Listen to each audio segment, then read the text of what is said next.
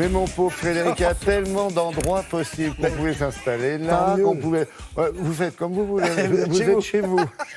Comment ça va ce matin, Merci Laurent, bien, merci beaucoup. Heureux de vous retrouver, surtout qu'on va effectivement, lié à l'actualité, évoquer une page d'histoire. Pourquoi ? Parce que ce mois-ci, dans quelques jours d'ailleurs, dans 4 jours, le 9 septembre, on va célébrer, fêter pour certains, c'est peut-être un grand mot, la création de la Corée du Nord. L'occasion effectivement de nous raconter l'histoire de cette péninsule qui a été unifiée autrefois. Oui, et pendant très longtemps, finalement, c'est une très courte durée pendant laquelle elle est séparée, divisée, mais c'est un pays étrangement malmené depuis la nuit des temps. C'est ce qu'on va découvrir.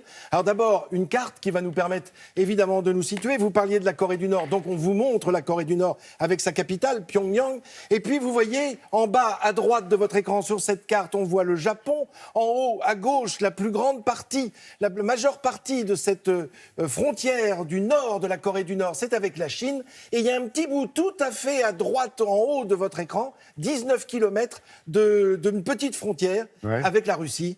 Donc c'est dire si cette Corée, cette péninsule en elle-même, est un territoire tout petit à côté de géants que sont l'empire du milieu, c'est-à-dire la Chine, l'empire du soleil levant, le Japon, l'empire russe, et puis vous avez cette petite langue de terre... De mal empire. Ben oui, un petit peu, oui, là, surtout pour eux, parce que ça va être dramatique. Ils sont toujours malmenés, occupés, déchirés, fracturés par tous ces pays qui vont vouloir se saisir de la Corée. Alors, pour des raisons multiples, c'est vrai que vous parliez d'une histoire ancestrale, 2133 avant notre ère, ce serait le premier royaume qui aurait été créé en Corée, avec des habitants qui venaient de bien loin, de Mandchourie, de Sibérie, qui ont occupé cette langue de terre. Et puis très vite, à partir du IVe siècle de notre ère, on voit les premiers royaumes.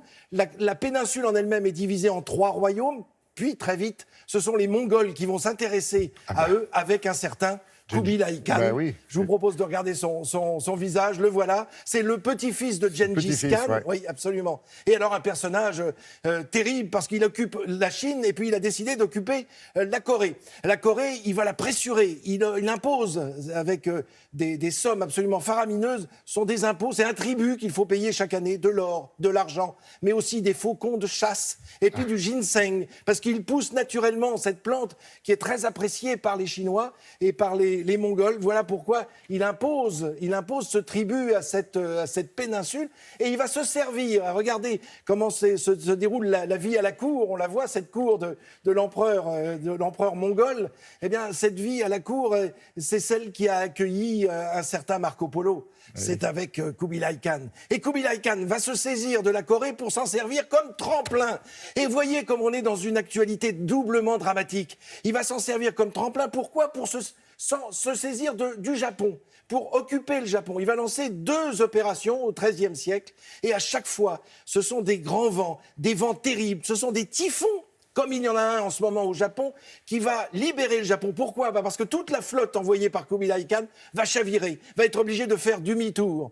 Le 2e assaut qui a été lancé par Kubilai Khan, qui est contrarié par ce grand vent, ce vent va être appelé le vent divin par les Japonais. Pourquoi ? Parce que ce vent les a sauvés de l'invasion de Kubilai Khan. Et comment ça se dit, vent divin en japonais ? Ça se dit kamikaze. Voilà comment on va retrouver ce mot qui est utilisé dès le XIIIe siècle. On le retrouvera au XXe avec évidemment ces combattants japonais pendant la fin de la Seconde Guerre mondiale.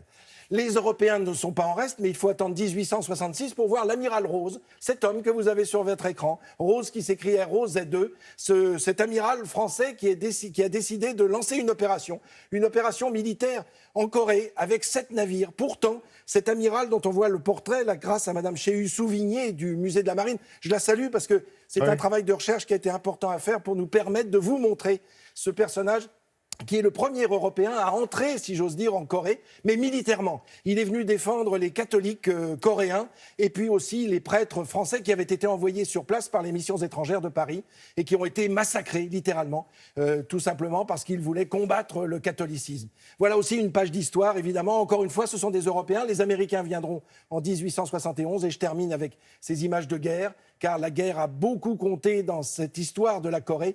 Là, c'est une guerre russo-japonaise. On est en 1907, 1908, et le Japon va en profiter pour se saisir entièrement de la Corée. À partir de 1910, Le Japon annexe la Corée, qui va servir de grenier, qui va servir de... Mais c'est terrible parce que les femmes coréennes vont être envoyées pour les soldats japonais pendant la Seconde Guerre mondiale. Bref, le Japon va rester en Corée de 1910 en 1945, lorsque le Japon capitule sur le Missouri, face aux Japonais, face aux Américains. Eh bien, à ce moment-là, la Corée va être divisée en deux. Les Russes vont occuper le nord, les Américains le sud. Et effectivement, 1948, le 9 septembre 1948, c'est la création de la Corée du Nord, avec un homme qui s'appelle Kim Il-sung, qui est le premier dictateur de la Corée, avec pour appui, d'un côté Mao Tse-tung et de l'autre Staline. Donc ça laisse rêveur. Oui, pas rêveur. Non, mais par rapport à l'histoire, évidemment, la lourdeur de l'histoire de cette péninsule. Voilà, puis j'ajoute qu'on vient d'avoir confirmation à l'instant, ce matin, qu'une délégation de hauts dignitaires sud-coréens vient d'entamer à l'instant des négociations avec la Corée du Nord, justement, en vue de l'établissement d'un sommet, de la tenue d'un très prochain sommet intercoréen. Formidable. Voilà, ça avance effectivement de ce côté-là. Merci beaucoup, Frédéric.